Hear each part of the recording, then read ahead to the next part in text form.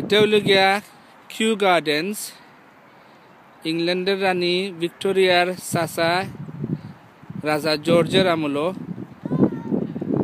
এই বাগান তৈরি করা হয়েছে। সব দেশের সব জাতীয় গাছ, বৃক্ষ, ফুল, ঔষধি গাছের একটা চারা এখানে জমা করে রাখা হয়, নাইলে বেশি জমা করা হয়। যে দেশের কোনো গাছ যদি নাই হয়ে যায় কি, খচিত হয়ে যায় কি, এখান থেকে বেশি নেওয়ার এটারে আবার রোয়ানি হয়। আমার সামনে এটা হইল গিয়ে ইকোনমিক হাউস। এই বিল্ডিং এর মাঝে আছে যে অর্থনৈতিক ফায়দায় যে বৃক্ষ লাগে এই সম্বন্ধে তথ্য, এবং বামে হইল গিয়া প্রিন্সেস ডায়ানা গ্লাস হাউস। এখানের ভিতরে পাহাড়ি এলাকার গাছের নমুনা ফল আছে, গাছ করা আছে।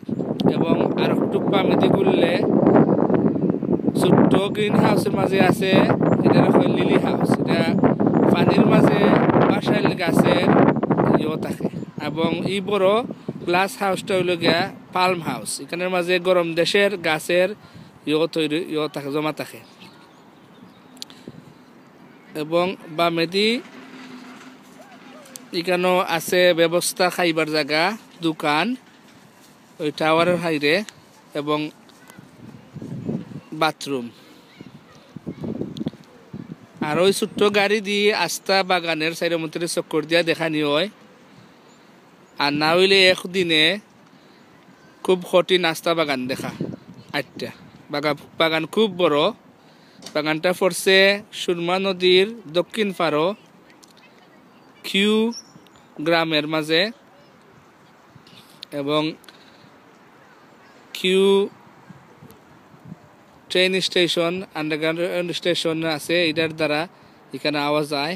অথবা M1 দিয়া পরে নর্থ সাকিলা রোড, এই 406 তিহারি এই বাগানে আওয়া যায়।